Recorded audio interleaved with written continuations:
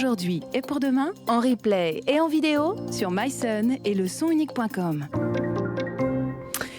Notre invitée ce midi est la coordinatrice d'un nouveau master proposé à la rentrée prochaine à l'Université de Nantes, un master Humanité environnementale. Bonjour Sylvie Naille. Bonjour.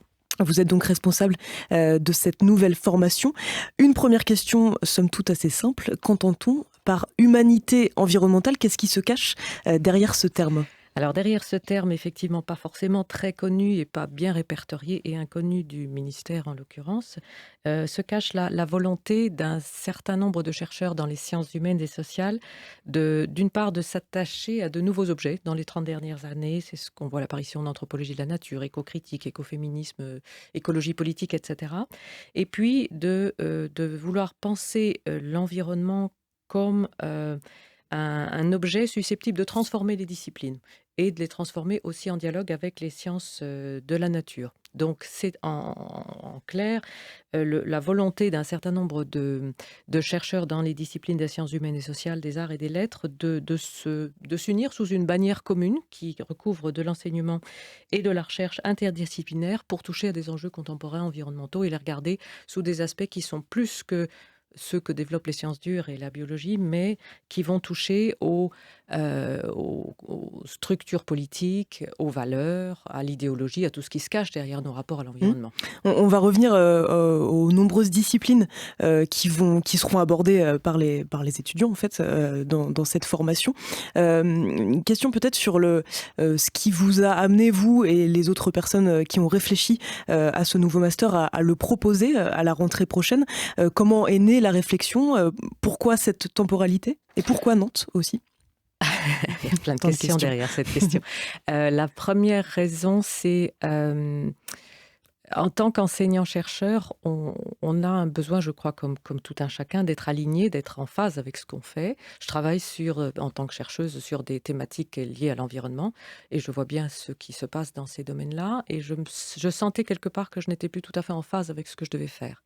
D'une part. D'autre part, on a des étudiants devant nous qui nous renvoient beaucoup de choses, qui nous renvoient en particulier ces dernières années de l'éco-anxiété, qui nous renvoient des questionnements qui sont vraiment au cœur de ce qu'ils sont en tant qu'individus, en tant que citoyens, et pas seulement en tant qu'étudiants, et qui me laissaient penser, pas à moi seule bien sûr, qu'il y avait vraiment quelque chose là à faire. Alors pourquoi Nantes ?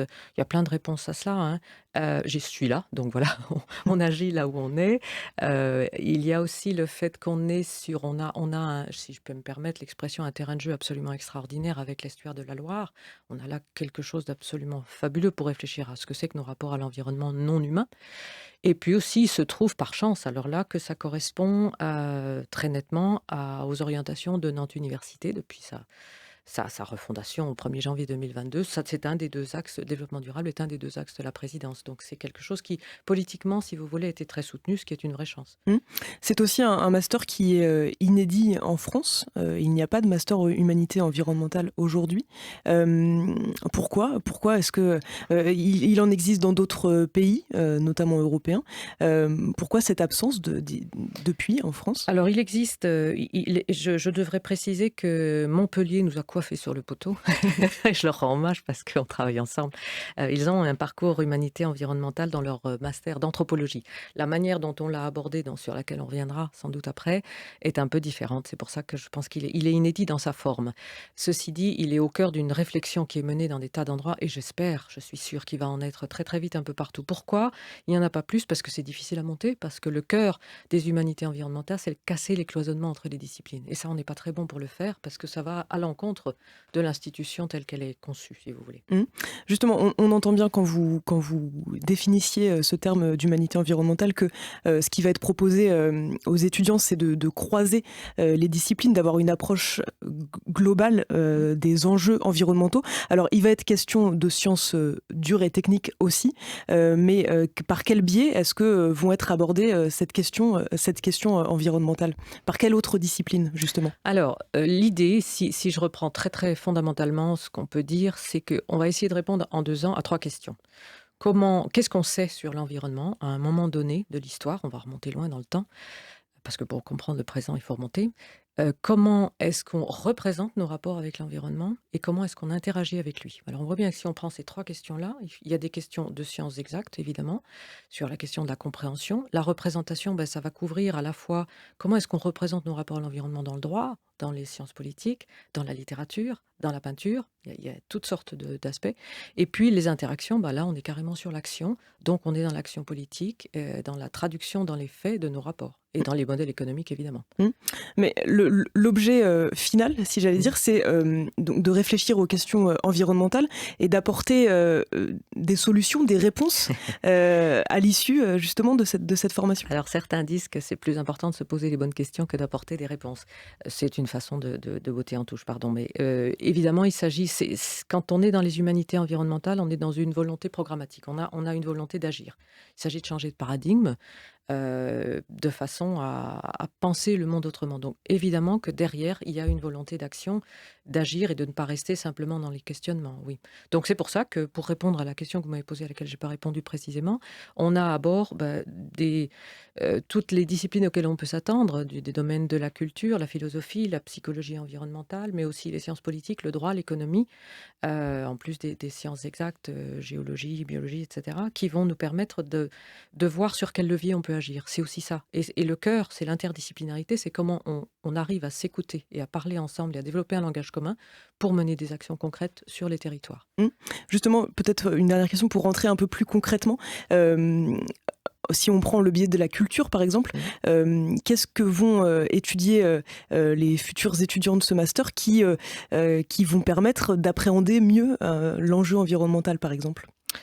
Tout le jeu des représentations, par exemple, autour de la culture, on pourrait imaginer des choses extrêmement variées. Je ne vais pas répondre de manière exhaustive, mais les films nous fourniraient un exemple, le cinéma fournirait un exemple tout à fait intéressant. La littérature, je le disais, la peinture, les traditions populaires, on peut imaginer tout. Nos relations à notre environnement, elles sont absolument dans toutes les manifestations culturelles. Alors, c'est une formation qui est professionnalisante, donc sur 2 ans, c'est un master. Avec quel bagage vont sortir les étudiants de cette formation et vers quel secteur, vers quelle entité vont-ils pouvoir se diriger ensuite ? Oui. Alors, je pourrais répondre que je ne le sais pas parce que le master n'existe pas, évidemment, mais ce qu'on peut dire, il y a 2 manières de répondre à ça. Il y a d'une part le fait qu'on sait qu'entre 10 et 50% des métiers actuels vont disparaître à cause de l'intelligence artificielle.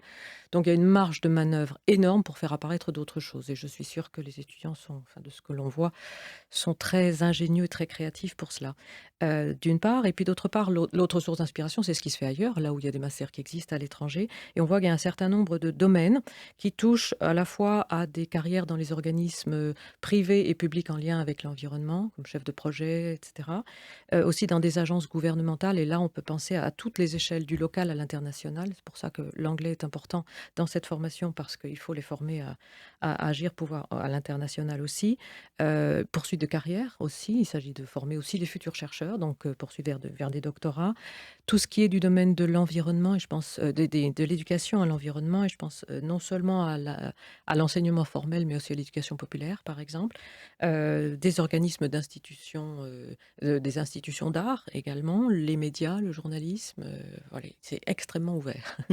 Là, on parlait de la sortie, et pour l'entrée, là, pour le coup, on comprend bien à vous dire que vous allez accueillir des étudiants avec des bagages très larges, oui. Qui auront donc une licence. Ça, c'est le requis, c'est le minimum, le prérequis. Bien sûr, oui, c'est le prérequis, mais ils peuvent venir de quelque licence que ce soit. L'idée étant que tout le monde est concerné par ces enjeux-là, l'idée étant d'être très motivé et puis d'avoir un bon niveau d'anglais, parce que l'essentiel de la littérature est en anglais et il faut pouvoir écrire et se défendre à l'oral en anglais. Et avec des inscriptions qui doivent ouvrir incessamment. Le mois prochain, absolument. Merci beaucoup Sylvie Naille pour toutes ces explications. Je rappelle que vous êtes donc la coordinatrice de ce nouveau master Humanité environnementale à l'Université de Nantes. Merci à vous. Pour aujourd'hui et pour demain, en replay et en vidéo sur myson et le sonunique.com.